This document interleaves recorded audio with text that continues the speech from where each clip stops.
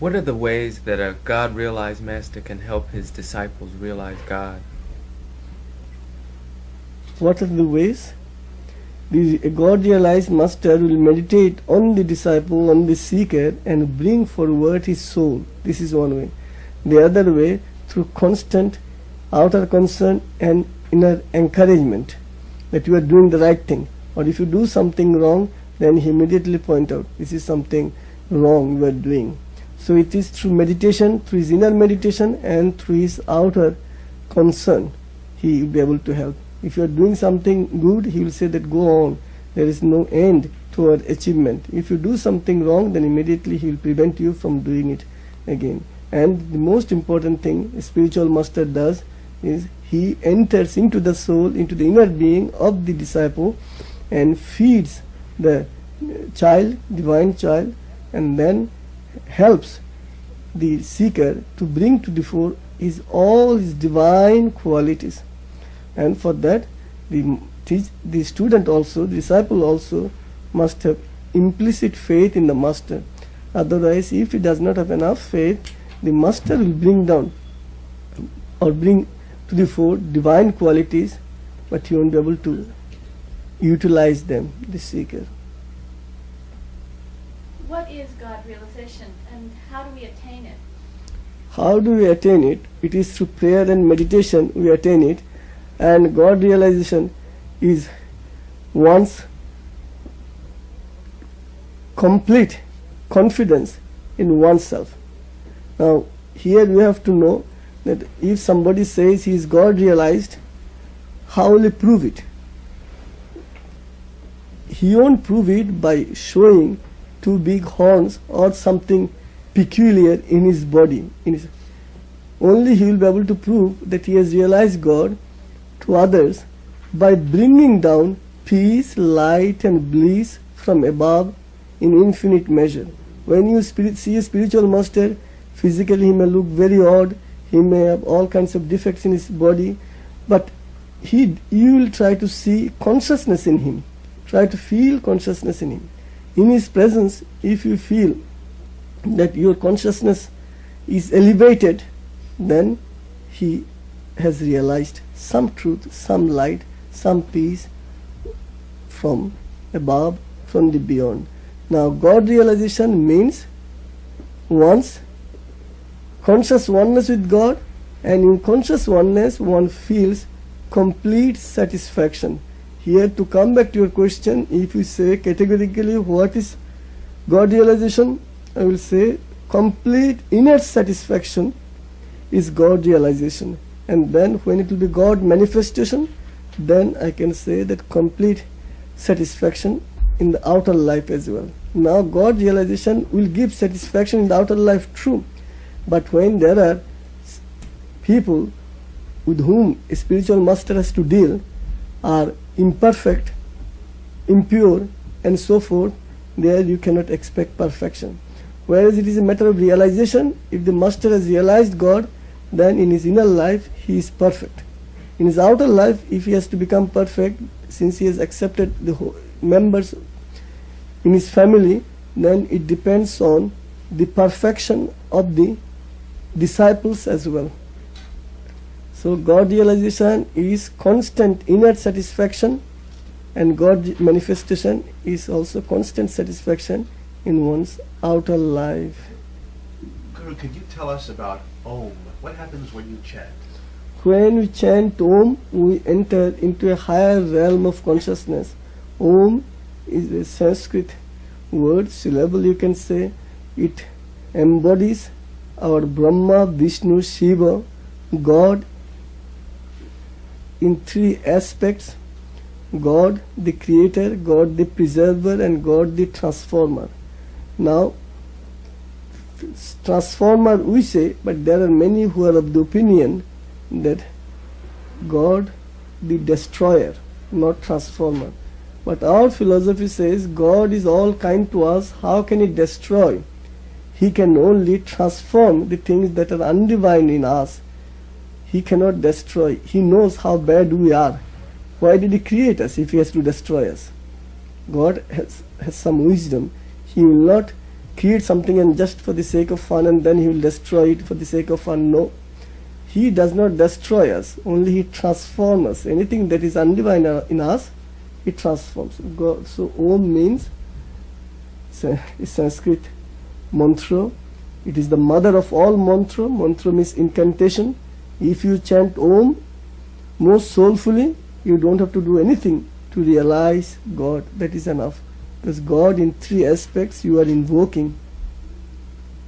Would you chant for us, Guru?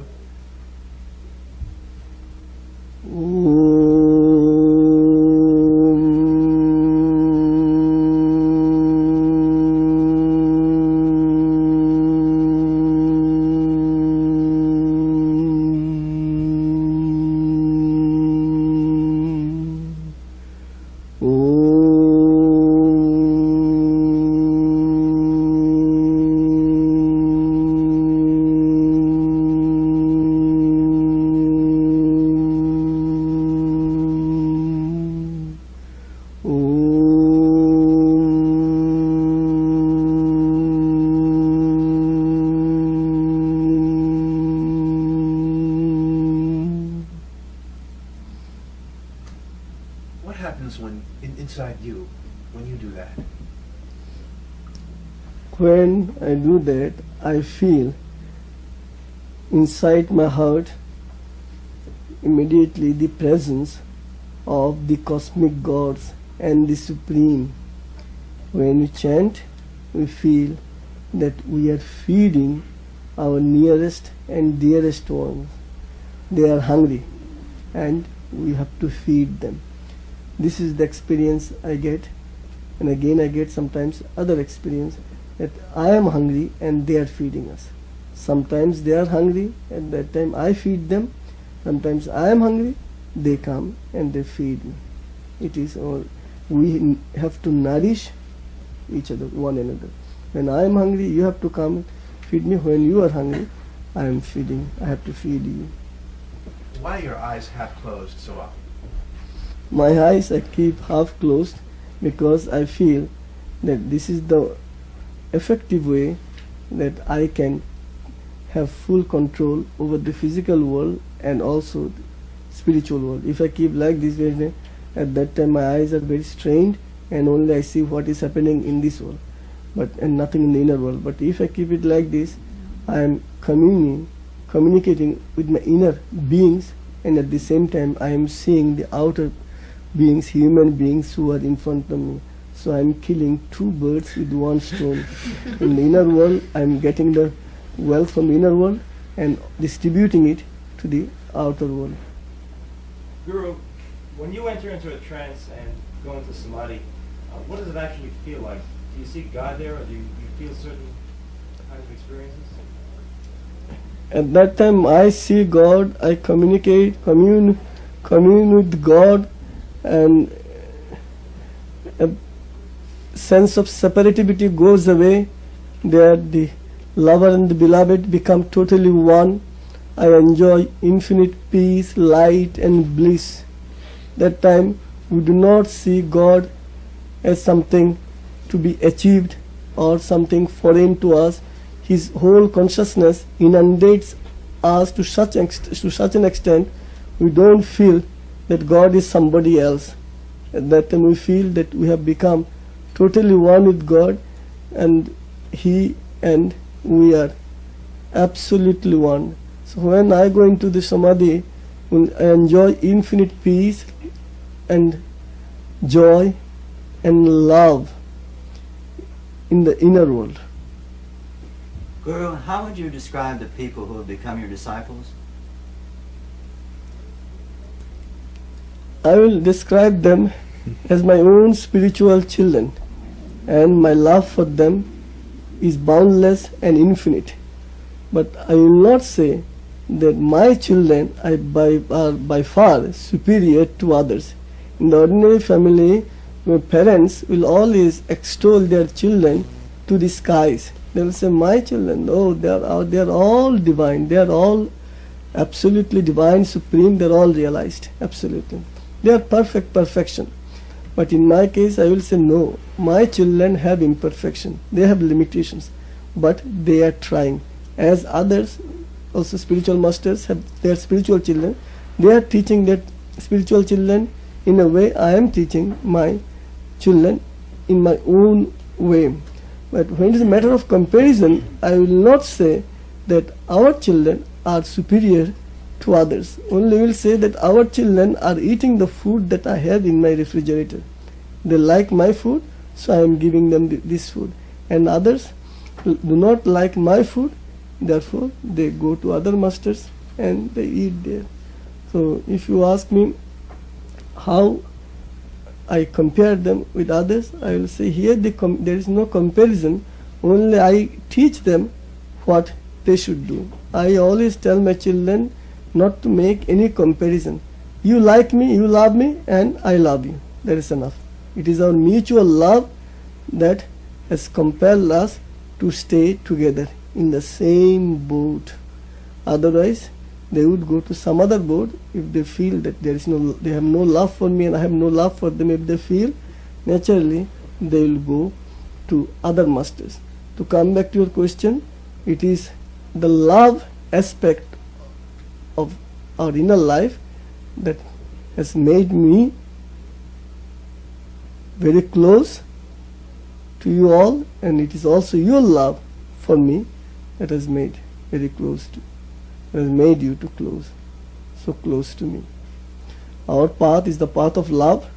We feel that love is the greatest knowledge, greatest wisdom, greatest discovery and treasure.